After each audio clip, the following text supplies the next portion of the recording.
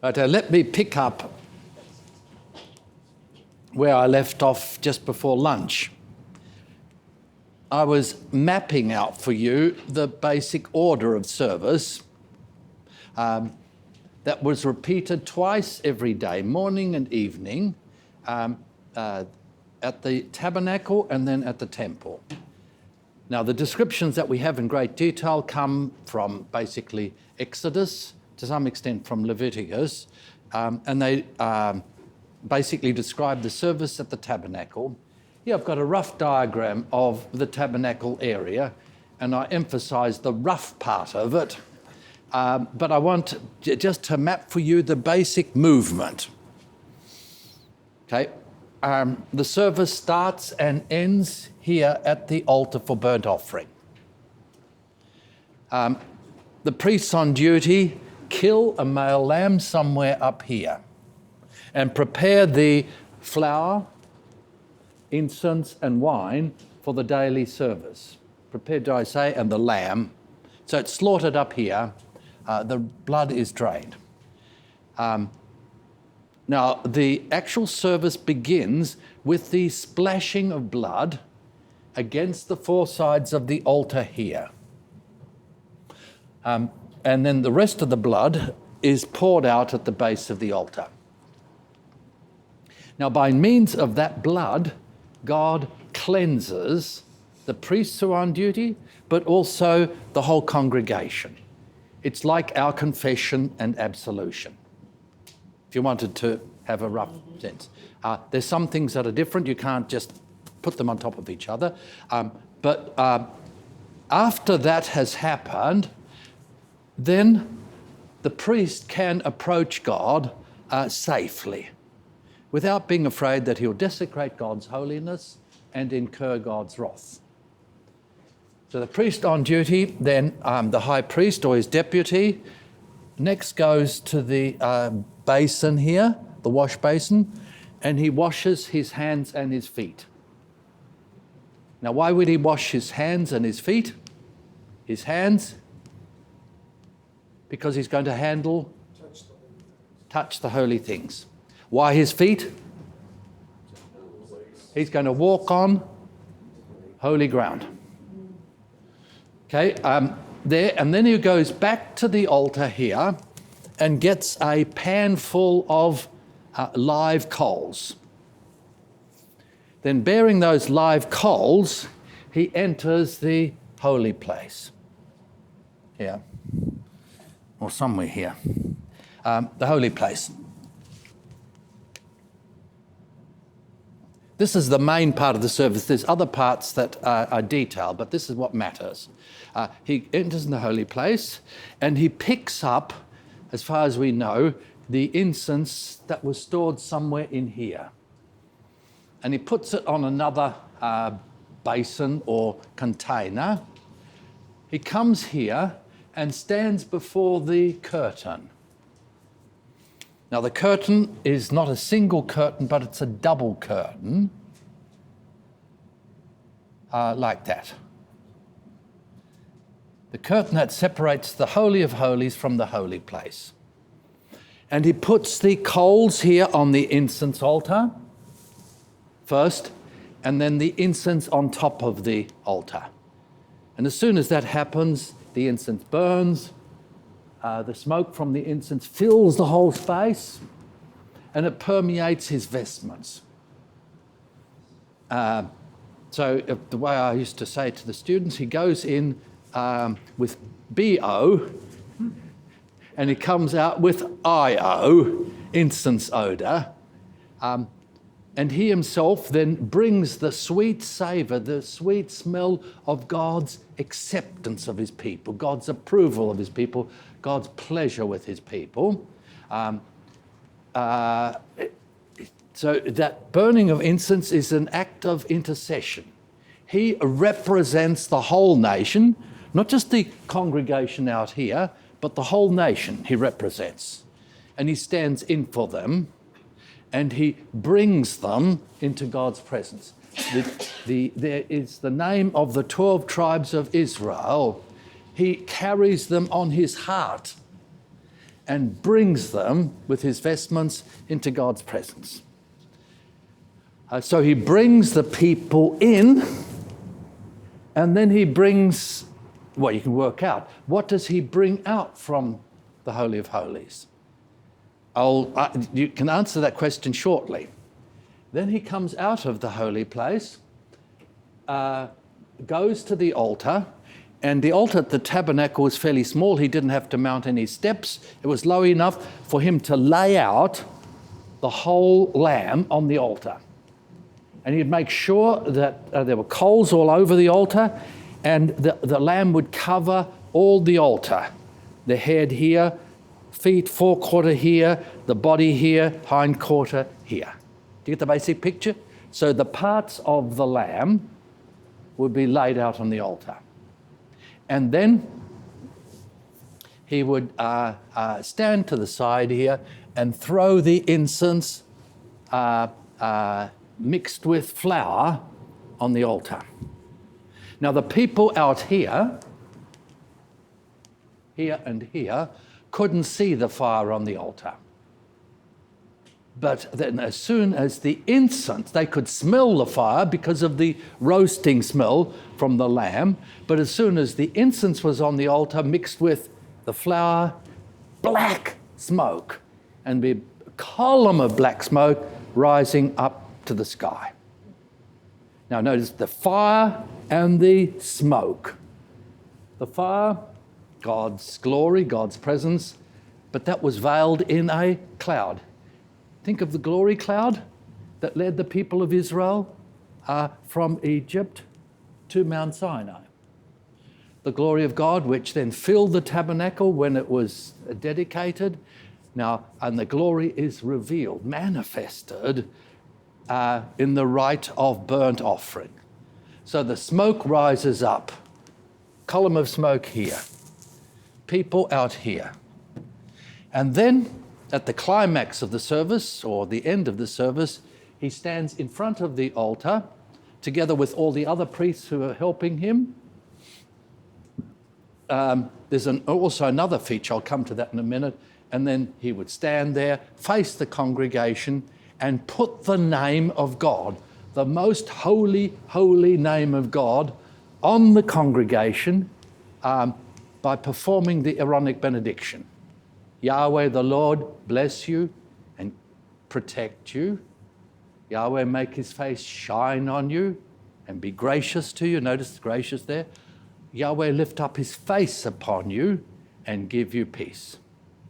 Now, as he's saying this, the people hear the name of God, but they can also, if they're close enough, can see the name of God, which is written on the forehead of the priest. There's a turban, and then there's a metal plate on the turban, and on that turban is inscribed "Holiness to the Lord." Remember that? Okay, so he places the name there. And with that benediction, the main part of the service ends, morning and evening.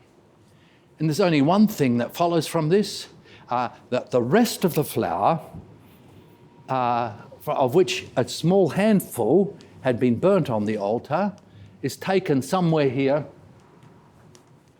or here, we don't know where, probably up here, where there's fire, and it's turned into flat bread, something like pizza bread or something like that.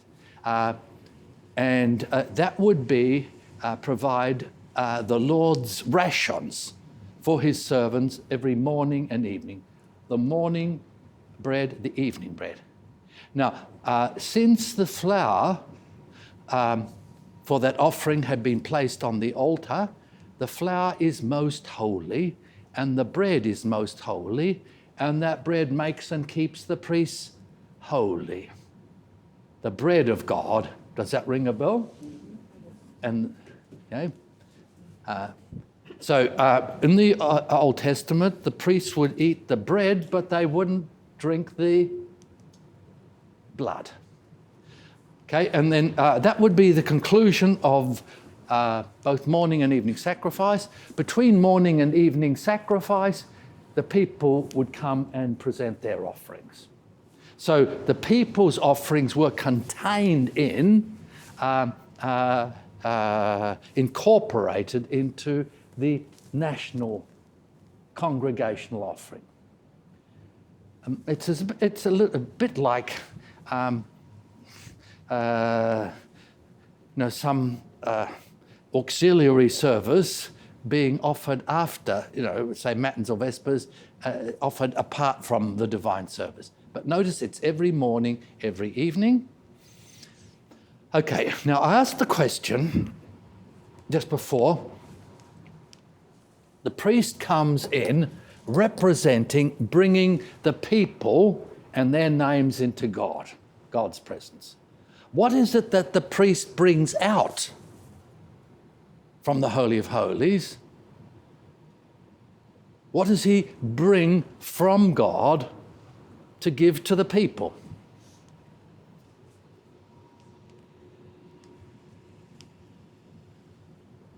Think this.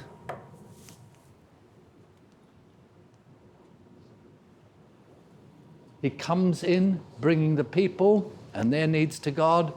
He brings God's blessing from the Holy of Holies to the people. And better than that, he brings God to the people. So the divine service is a meeting, the meeting of God with his people. Now, I always tell my students to look for the unexpected. If this was a pagan rite, where would be the place of meeting between God and his people? In here. And if this was a pagan temple, what would be placed in the Holy of Holies? An idol. Now, instead of the idol, what is placed in the Holy of Holies? The Ark of the Covenant with the mercy seat, the cherubim, and that represents a throne, God's throne. Now, from a human point of view, if you could go there, you'd say, okay, God is enthroned there. I would see God there. But it's an empty throne. God is invisibly enthroned on the cherubim. There. It's an empty throne. But that's the place of God's presence. But instead of God meeting with his people here, he meets with his people where? There. Okay, and the understanding, and we'll come to this in a minute, is that God comes from heaven to earth to meet with his people on earth. Now that's the opposite to that Pentecostal teaching on worship, where we've got to go up to heaven to meet with God. Now there's a half-truth in it. It's not completely wrong, but it's only because we can only do that because heaven comes down to earth. Therefore we can come into heaven. Yes. Okay. Any questions on that? Do you get the basic picture? And always with this, and with many things, the important thing is for you to see it, to get the picture of it. Get the picture and the other things fall into place. Yes? Where's the singing? We'll come to that. No, but look, you're a good theologian. Where would you expect the singing to be? Now, this is the tabernacle, so there's no singing yet. A few pages on, you get a picture of the temple, but just guess where the singers are. Come on, Dan. In the court. Where in the court? Yes. Would they be here? Would they be here? Okay. Which side of the altar? Congregational side. Here, here, or here? The third. Third, the one that way. Here. Okay. So it's closely connected with the place of blessing. It's closely connected with the altar and the offering. But the congregation is here and out here. And the choir, then if there was a choir, it would be right here, and they face the congregation. Right? Now, one other thing, and this is important for this, in connection with this, I haven't mentioned that as the burnt offering was placed on the altar, here in the tabernacle, you had two priests. One priest standing here, another priest standing here, and they would partly face the altar and the congregation, and they'd blow the trumpets over the altar. And so the singing of the choir was associated with the blessing of the priests and with the sounding of the trumpets. And this very significant place between God and the people. God and the people. Any other questions? And the All the singers were men then. All the singers were men. They are Levites. They're part of the priesthood. Yes? And the singing was the psalter. The singing was the psalter, yes. The song book, the choir book was the psalter. And it didn't come into existence all at once. We'll find about the origin of the psalter. But the song that was sung, or the songs that were sung, were the psalms. And the psalms were not just sung then, but they were also sung for the people and who presented their offerings during the two services. Yeah. Just to say, if you can imagine, having a private confession and absolution after a service, or you had a blessing of a couple or a family, or other things like that, or ministry to a couple and family, that occurs between the two services. Any other? Yes? When Luke records that, Sorry, a bit louder? when Luke records that Zechariah went into the temple is that this? He was officiating? Yes, he was. It may have been the only time in his life where he drew the straw and he was officiating, representing the high priest, and something awful happened. Because it's, as you know, the angel appeared to him where? Where? Not in the holy place, at the incense altar, where he was to burn the incense. So he burnt the incense there, and he took a long while that the people were wondering whether something bad had happened to him. But he comes out, and he's a priest who can't do what? He can't give the blessing. Okay? It's cut, and that's very significant in Luke's gospel. He's a priest who enters the temple and does everything right, but he can't give the blessing. And that's very significant. Now, that's the beginning of Luke's gospel. Do you know how Luke's gospel ends? We were in the temple singing, praising God. Yeah, but before then, that's the last verse. While he was blessing. What? While he was blessing. Okay, Jesus takes them to the mountain, and as he was blessing them, as he was taken from their side, he blessed them. Here you have a new priest who blesses his people, who doesn't bless his people from an earthly temple, an earthly sanctuary, but who blesses the new people of God from heaven. And so Luke is indicating here, and if you look closely, that it's not just that Jesus blesses his people at that moment, but then as the risen Lord, as the great high priest, and that's one of Luke's emphasis, is that Jesus is our great high priest. He blesses us from where?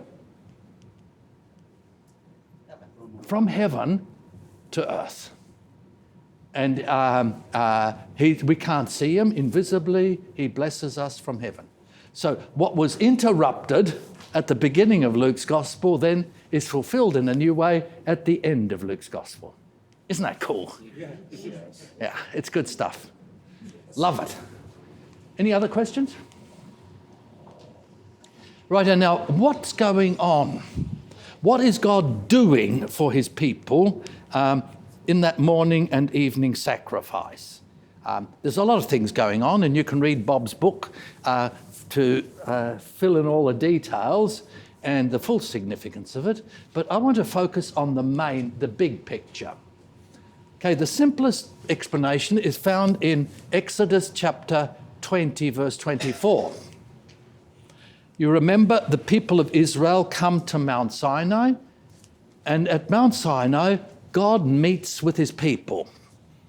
The glory of God is fire on top of the altar. A cloud covers the altar. Notice the fire, the glory, and then hidden in a cloud. And God doesn't reveal himself to the people at the bottom of the temple, which represents the courtyard where the altar is. He doesn't reveal himself by saying, "Ta-da, here I am, look at me." How does God show himself to his people? Exodus 20, he says, "I am the Lord, your God, who brought you out of the house of slavery, out of Egypt, out of the house of slavery." And then what does he speak to them? The 10 Commandments. So these are the only words that God speaks directly to his people everywhere in the Old Testament. Elsewhere, he always speaks through prophets and to individuals. But here, the whole congregation is addressed. And you get the paradox that God doesn't show himself visibly to the eyes, although there is a visual aspect, the glory cloud there, but he reveals himself by speaking. He speaks his name and he speaks his law to his people, the 10 Commandments. Now, this experience was so terrifying for the people of Israel that they said, this is just enough. Why don't you, Moses, stand in for us with God and represent us and be our mediator, and you receive the words of God for us, and whatever God tells you, you tell to us, and whatever God tells us, we will do. And so Moses then becomes the mediator between God and his people. Now, to get the sense of this, you need to realize that the temple is, the mountain is the first temple, as it were. The tabernacle takes over from the mountain and becomes a kind of mobile Mount Sinai. Just as in the tabernacle, you have 3 main divisions. You have the Holy of Holies, you have the holy place, and then you have the courtyard.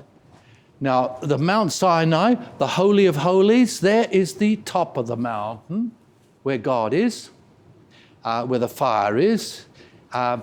The body of the mountain, which is covered by a cloud and is to be fenced off so that people and animals don't enter the holy place and desecrate it and suffer God's wrath. That represents the holy place. And then the bottom of the mountain is the courtyard here. And that's the place where Moses is told to build an altar on which he offers this first set of sacrifices and sprinkles the people with blood to make them holy and to consecrate them as God's holy people. Now, the people say, you go and do this. And then you have a little segment that stands out because it's just by itself. And it's easy to overlook the significance of this. Can you turn to Exodus 20? I've written the main part of that down, but can you just look at and see the lead into this? Exodus 20, the beginning there of this little incident. This is verse 22. 21, the people stood far off while Moses drew near to the thick darkness where God was. You'd expect if Moses gets nearer to God, he would become more and more into the light. But here he enters the darkness, the thick darkness where God was. Then God said to Moses, "Thus you shall say to the people of Israel, you have seen for yourselves how I have talked with you from heaven." God talking from heaven to his people on earth. What did he give them? He gave them his name. He committed himself to them. He said, "I am your God. I'm committed to you, dedicated to you." And then he gave them the 10 Commandments. "You shall not make gods of silver to be with me, nor shall you make for yourself gods of gold, idols. But what shall you make?" What takes the place of the idol here now? "An altar of earth you shall make for me, and sacrifice on it your burnt offerings and your peace offerings, your sheep and your oxen too.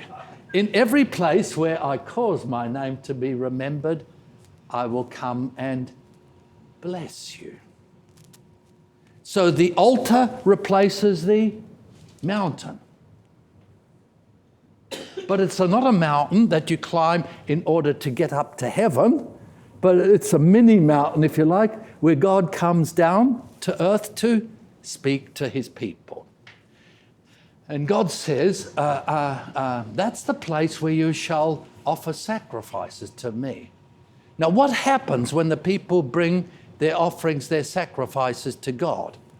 God says, "In every place where I cause my name to be remembered, there I will come and bless you."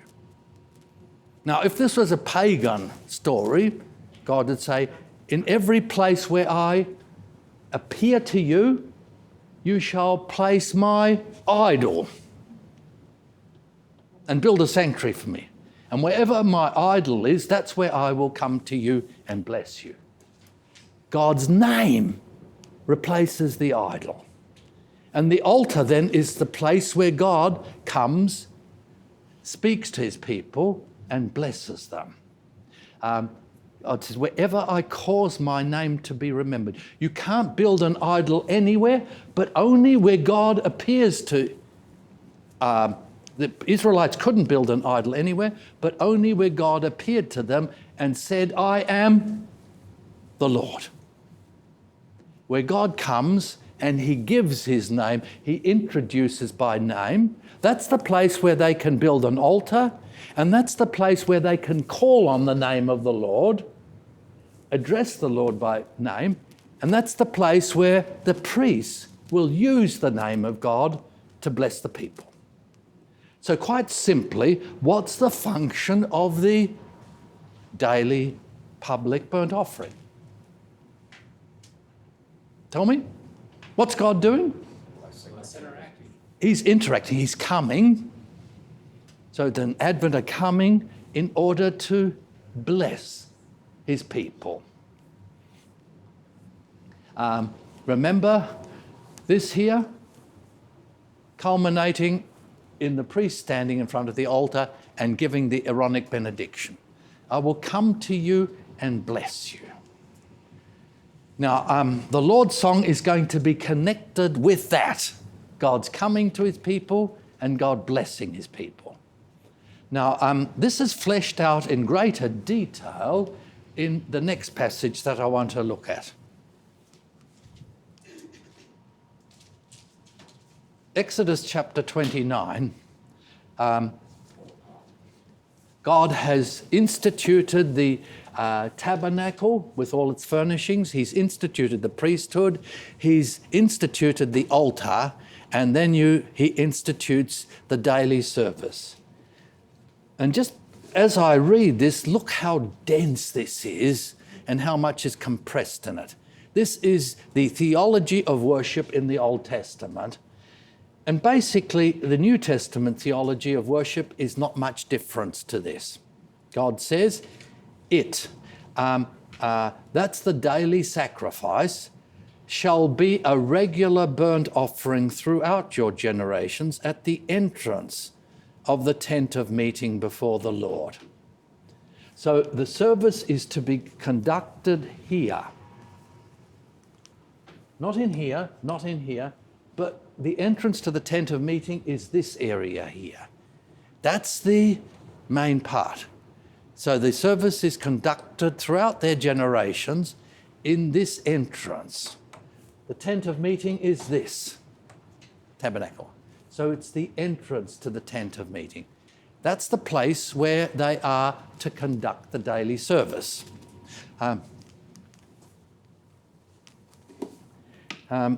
Before the Lord, where I will meet with you singular.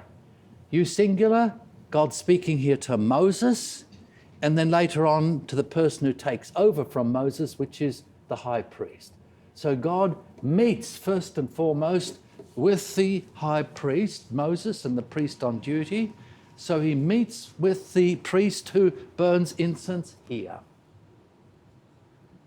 So he meets with the priest on duty, but that's only preliminary to another meeting. So God meeting with the priest, and he goes on to say, where I will meet with you singular, to speak to you there.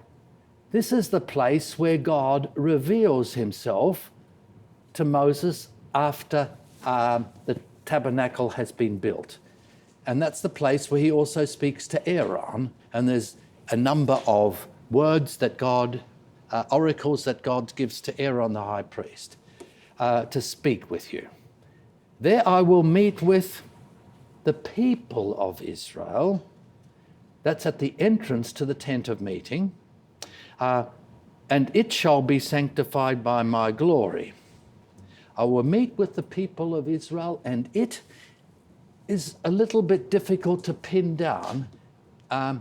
What's the it? It could be the altar, but the gender is wrong. The it could be the tabernacle, the tent of meeting, but mention of that is made later. So the most likely it refers back to the people of Israel. So where the people of Israel will be sanctified by my glory. I will consecrate the tent of meeting and the altar. Aaron also and his sons I will consecrate to serve me as priests.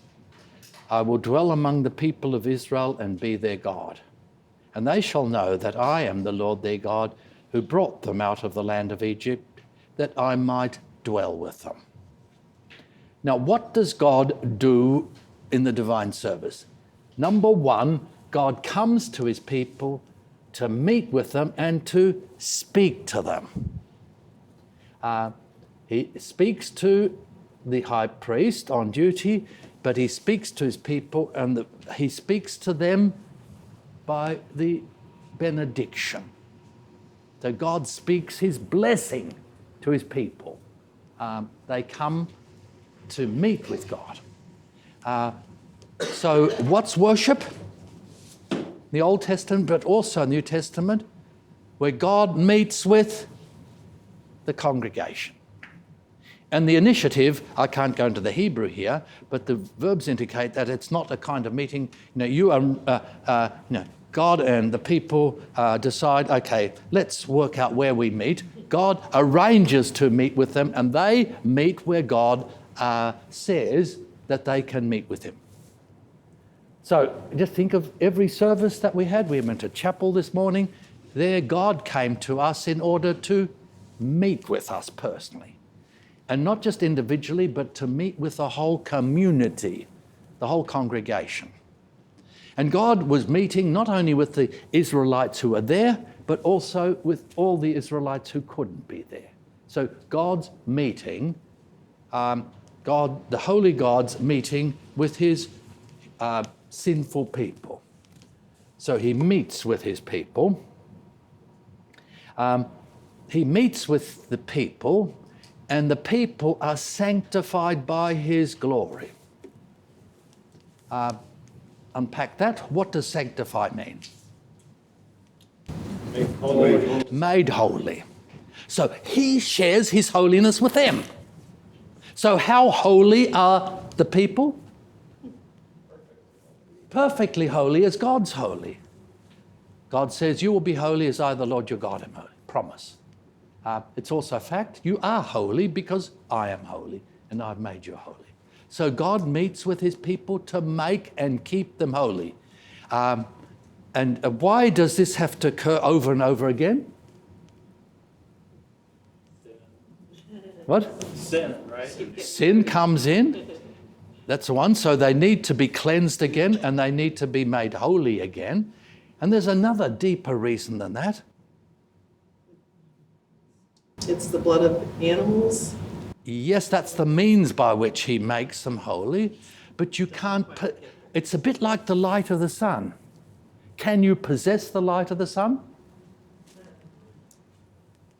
What can you only do? Yeah, bask in it and receive it. Unless you stand in the light of the sun and the presence of the sun, you don't have it. You don't possess God's holiness. You only have it as long as you stand in its presence and receive it. So God shares his holiness with his people.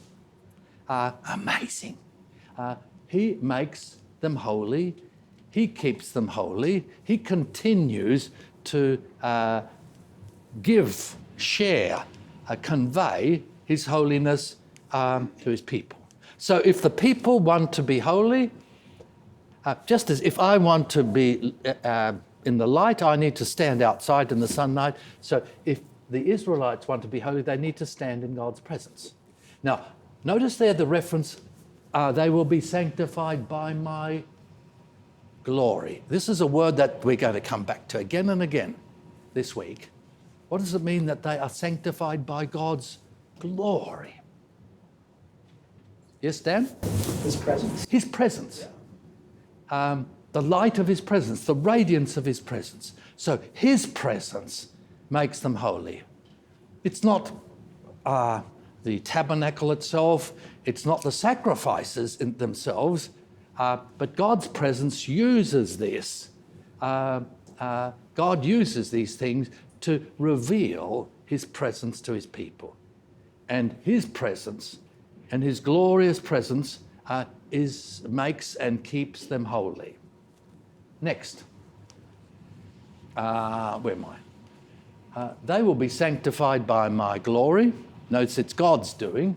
I will consecrate the tent of meeting and the altar. So the people are made holy, and the tent is made holy, and the altar is made holy. And also the priests, Aaron also and his sons, I will consecrate or make holy to serve me as priests. Okay, there should be a full stop here, which I failed to put there. So what does God do? Let's say the first thing, God comes to meet with his people. Number 2, God speaks with his people. Number 3, God makes his people holy. He consecrates, he sanctifies them. What's the next thing? I will dwell among the people of Israel. So what does God do? Through the tabernacle, the daily service, God dwells with and in the midst of his people. This is a bit funny because where is God's residence? Where is the place that he dwells? In heaven. But by means of the tabernacle and the daily service, God dwells in the most unlikely place of all. Notice the emphasis is not so much dwelling in the temple, but dwelling where? There I will dwell where? In the midst of the people of Israel. Next, even more surprising, and this turns things back to front, and particular normal Protestant theology, God says, I will be their God. He doesn't say, I will dwell among the people of Israel, and they will be my people.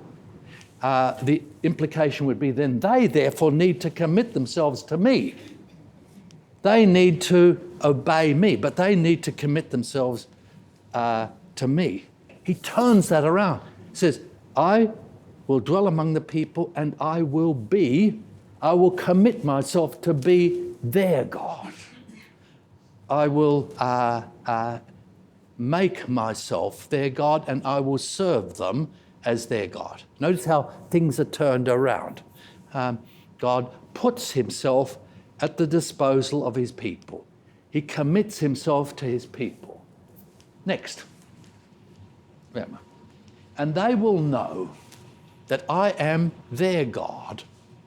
Not they will know that they are my people, but they will know that I am their God, who brought them out of the land of Egypt, that I might dwell among them. So what was the purpose of God calling Abraham, rescuing the people from Egypt and bringing them to Mount Sinai? So that he could dwell in their midst. Could I turn that over into the New Testament? What was the purpose of God's creation of us? What is the purpose of all God's dealing in the Old Testament? What's the purpose of the incarnation of his Son? What's the purpose of the ministry, life, death, resurrection of Jesus? So that God can dwell with us. Emmanuel. God with us. God dwelling with us as his people. That they may know that I am their God, committed to them, who brought them out of the land of Egypt, that I might dwell among them, with them. I think I've covered all bases there. Any questions on that? Isn't that wonderful? Okay. And this is Old Testament. The New Testament's even better than that, but you'll only understand lots of the New Testament if you have this background. I mean, say, for example, you can read Matthew's Gospel. It begins with the fact that Jesus' name is not just Jesus, Saviour, but that he is Emmanuel. This is just broad Matthew's theology. Then the next reference is that in Matthew is in chapter 18, where Jesus says, where 2 or 3 gather together in my name, notice the name again, there I will, I will be in the midst of them. Notice the in the midst here. I will be in the midst of them. And then at the very end of Matthew's Gospel, Jesus says, that what's the last words of Jesus to his disciples? Lo, I am with you always to the end of the world. Picking up this theme from the Old Testament. God with us. And even the ascension of Jesus, the ascension of Jesus doesn't mean that Jesus is absent from us, but it means that he is more present with us, closer to us than he ever was before. A great theme that runs through both Testaments. Now, one final story.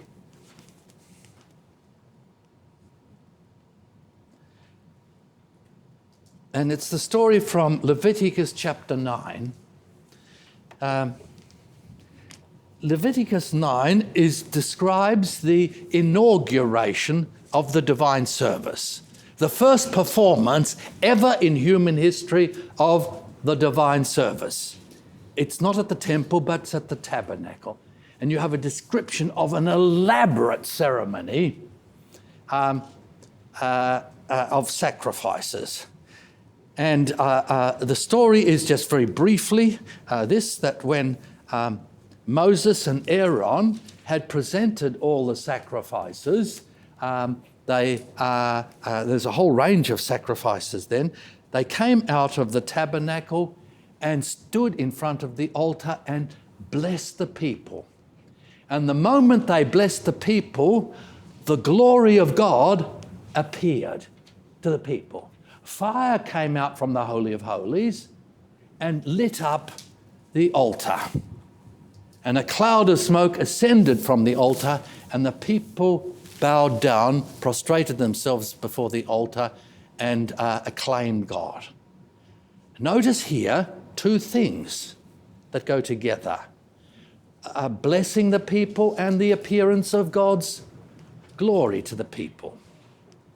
So right at the beginning, God tells Moses this. This is the thing.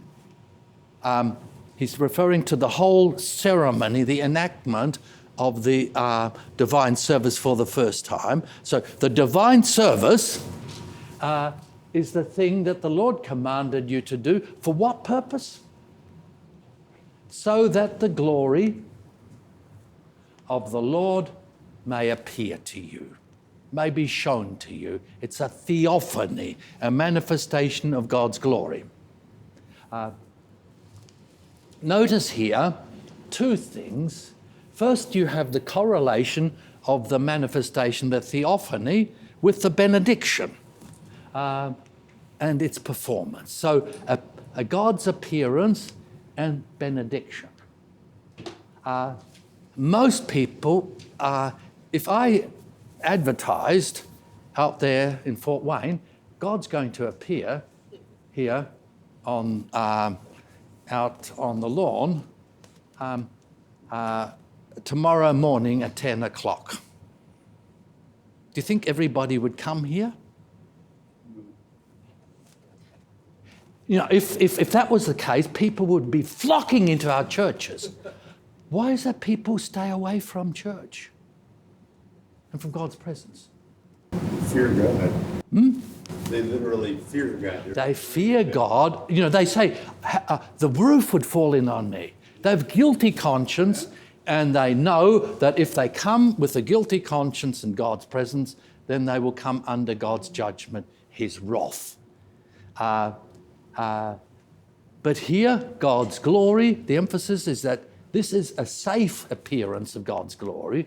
God appearing not as judge to damn and condemn his people, but he appears as Saviour to bless his people. So appearance in grace. And secondly, notice that God's glory is veiled. God conceals himself in a cloud. He conceals the fire. And you know, normally what you expect is fire is not just light, but it burns. And God's holiness is a fire. And so he shows the fire of his holiness to us in a veiled form. He veils it in a cloud so that he can show it to us in a safe form. And that doesn't just occur in the Old Testament, but it occurs in the New Testament. What's the veil that conceals God's glory in the New Testament? What's the cloud? God comes, New Testament God comes to us as close as he possibly can this side of heaven, and he hides himself, he conceals himself in what? Bread and wine. What? That's further on, but even before then. What? Jesus' human body. Jesus' human body. You've got, Joanne. Fantastic, yeah. Remember John's Gospel? The Word became flesh and tabernacled. Notice that language? Tabernacled among us, and we have seen what? His glory. His glory. The glory as of the only begotten Son of the Father. So we've seen his glory, but what's the only thing we've seen? A human being with a human body. Who would have expected that? He hides himself to come to us and to reveal himself as fully as he can this side of heaven. And he continues to do that, and you've touched on that, with human words and human acts. Water, bread and wine, they are the cloud that hide his presence and bring him safely to us. Yes. Now, lastly, because God is present with his people, and he is safely present, and he is present in grace and mercy, what can God's people do? They can come to him in prayer. And they can ask for anything that they need. Look at that list of things that I put up there before. If they're in trouble, they can come to God for help. If they have experienced injustice, they can ask God for justice. If they need anything, they can ask God to supply their needs. If they are if they're worried and observed, been hurt, they can ask God for compassion. Just if they have sinned, they can ask God for forgiveness. Whatever they need, they can come to God in prayer. So the temple is two things. It's a place of sacrifice, but it's also a place of prayer. Let's have a look at 2 Chronicles 7, 11 to 16. And could somebody read that for me to spare my voice a little bit? 2 Chronicles 7, 11 to 16. And as this is read, just listen closely and look for something that's unexpected or surprising here. 2 Chronicles 7, 11 to 16. Thus Solomon finished the house of the Lord and the king's house. All that Solomon had planned to do in the house of the Lord and in his own house, he successfully accomplished. Then the Lord appeared to Solomon the night and said to him, I have heard your prayer and have chosen this place for myself as a house of sacrifice. When I shut up the heavens so that there is no rain, or command the locusts to devour the land, or send pestilence among my people, if my people who are called by my name humble themselves and pray and seek my face and turn from their wicked ways, then I will hear from heaven and will forgive their sin and heal their land. Now my eyes will be open and my ears attentive to the prayer that is made in this place. For now I have chosen and consecrated this house, that my name may be there forever. My eyes and my heart will be there for all time. Is there anything there that surprises you?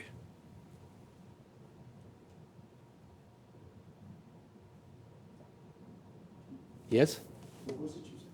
Is there anything there that surprises you? Yes? The Lord appeared to him at night. Yeah. Yes. Yeah. Oh, that's quite regular elsewhere in the Old Testament. No. Okay.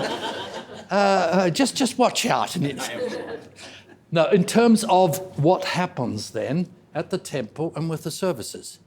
On the one hand, it's a place of sacrifice, but it's also a place of prayer. It's a two-way bridge. It's the bridge by which God comes to his people, and it's the bridge by which they come to God in prayer. So the accent here in God's message to Solomon is that it is a place of prayer. Solomon dedicates the temple with a great prayer, and the temple then is the house of prayer. It's a place of prayer. And why is it the place of prayer? And you get a very strange kind of expression. God puts his name there instead of the idol. And by putting his name there, what else is there? Yeah, that's not what's said there. It doesn't say his presence is there.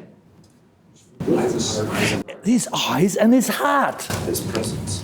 No, just stick with that quite concretely. His eyes, so that what?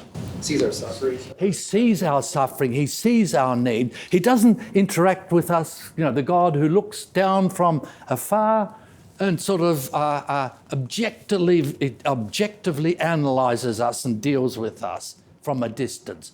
No, he sees us and he sees our need. He sees our suffering. He sees our pain. He sees us.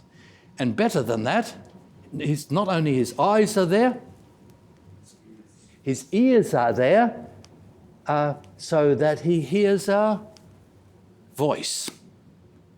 We have access to God's eyes, we have access to God's ears, and better than that, we have access to the heart of God. Just think, the heart of God. Not just externally to God, but we have access to God's eyes, ears, and heart. Now, that in a limited way in the temple. In the New Testament, how do we have access to God's eyes and ears? Eyes so that God sees us. How do we have access to God's ears so that he hears us? How do we have access to God's heart so that we receive his love, compassion? It's in the divine service. Yes, and who gives us access to that? Jesus. Jesus. This sacrament. It's in the yes, and it's in the sacrament. You come to the sacrament so that God will see you. You come to the sacrament so that God will hear you. And as you receive the body and blood of Jesus, you have access to the heart of God. You get as close to him as you possibly can this side of heaven. Notice it's not just external, but it's access to God himself and his heart and everything that's implied in that. That's pretty good, isn't it? Yeah. Right, that's the theology of worship and the basic order of service. Now we'll have a break in a minute, but if I can just give you advance sort of a preview. Now the performance of praise occurs within this context and presupposes this theology. So it presupposes this double action that the priest comes into God's presence and brings God's blessing out to his people. It presupposes that. And it presupposes that the altar is the meeting point between heaven and earth. It presupposes that the people come from the camp, from their lives, and they meet with God here. It presupposes that the people of God come to receive, not just to meet with God, but to receive God's word and to receive God's blessing. It presupposes all that. And it's placed in there. And you can, then there's a number of things that follow then. So the place then for praise is here in front of the altar. And the performance of praise is between the altar where God is and where the people are.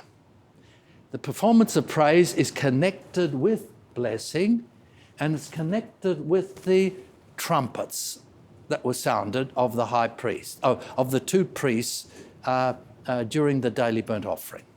And all that is presupposed, and it is locked in there.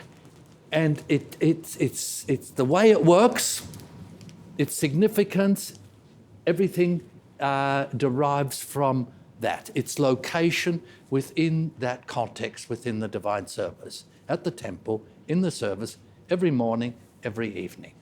That's where the Psalms were sung. That's where the Psalms were meant to be sung.